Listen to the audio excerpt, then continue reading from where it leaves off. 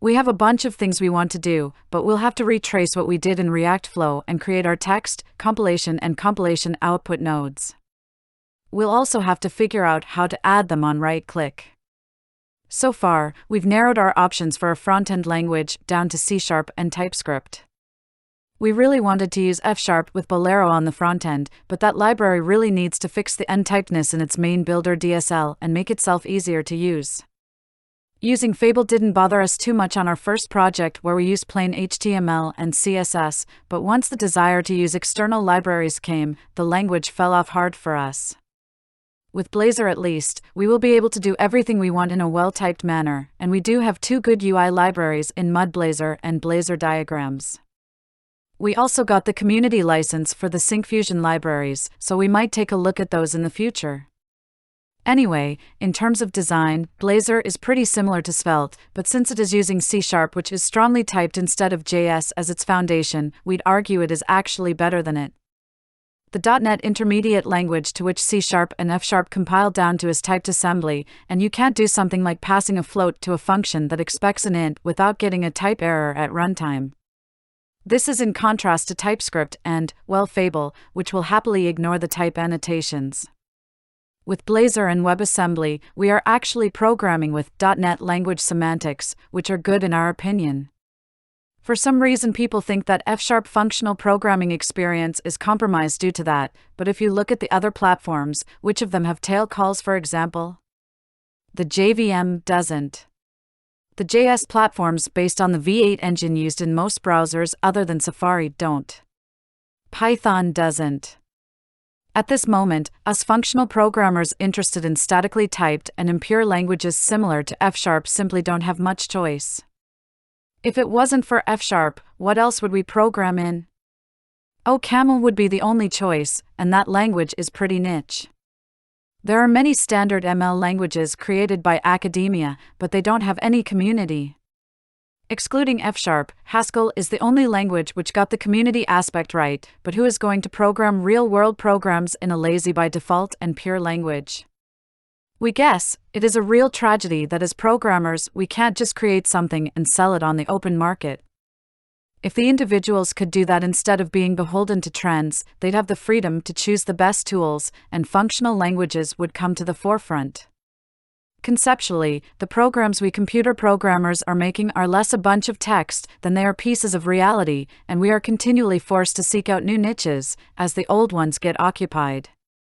It is not enough for us to grow some wheat and sell it, rather we need to hope that whatever we are making also becomes popular in order to sustain us. It is a hard challenge.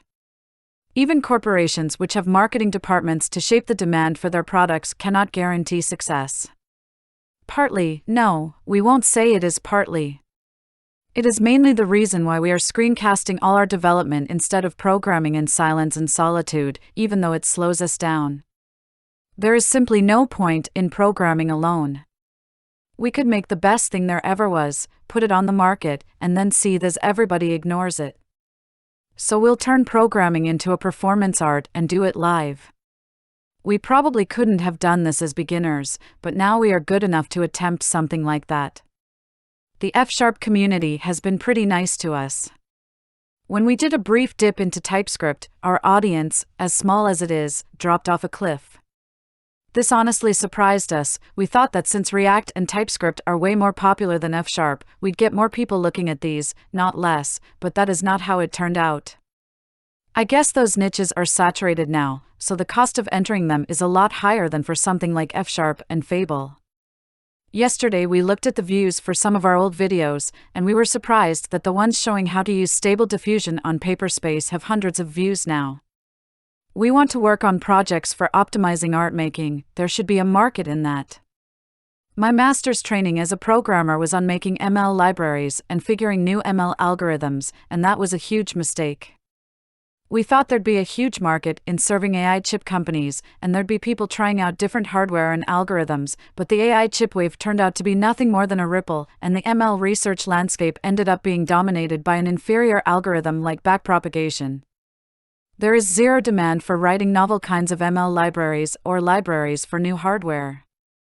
And ML research is pretty much a function of the size of your wallet rather than your skill as a programmer. We can't participate in AI development at all in this kind of environment. It is not at all what we signed up for when we decided to enter programming. We made a really bad call on what the present era would be like and are paying the price for it. We didn't expect the prelude to the singularity to be so hollow, if it is a prelude at all, and have we known it would be like this, we'd have gone into web development from the start. We entered programming to pursue the singularity, and we might end up missing it due to lack of money. But that is a matter for us to be concerned about. You just like, subscribe, and enjoy the music.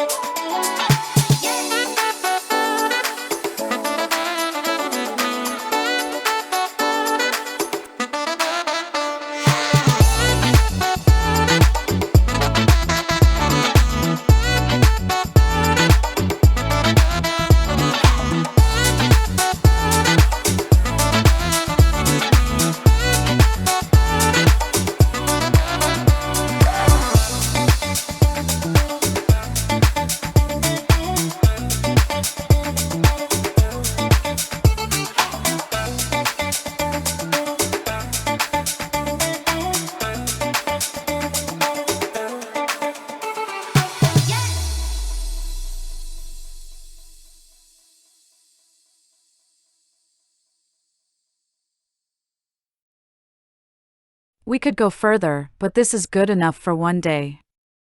Now that we have done all this, we have a grasp on how to use the Blazor.Diagrams library.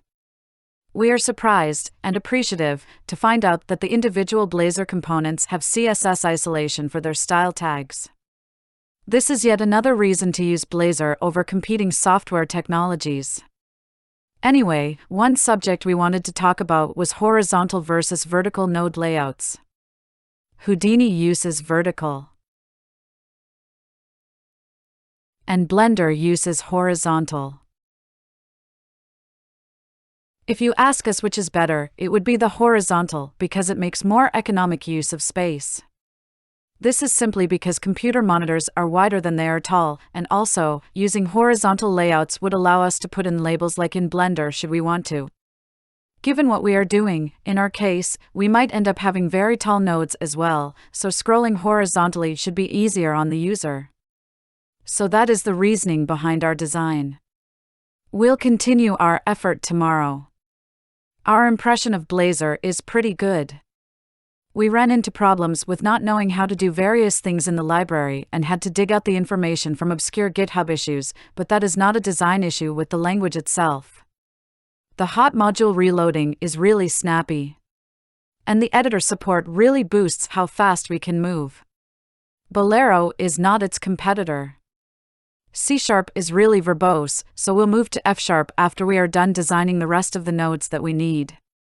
This video should be useful if you are doing diagrams, so like, subscribe, and we'll see you soon. Adios amigos.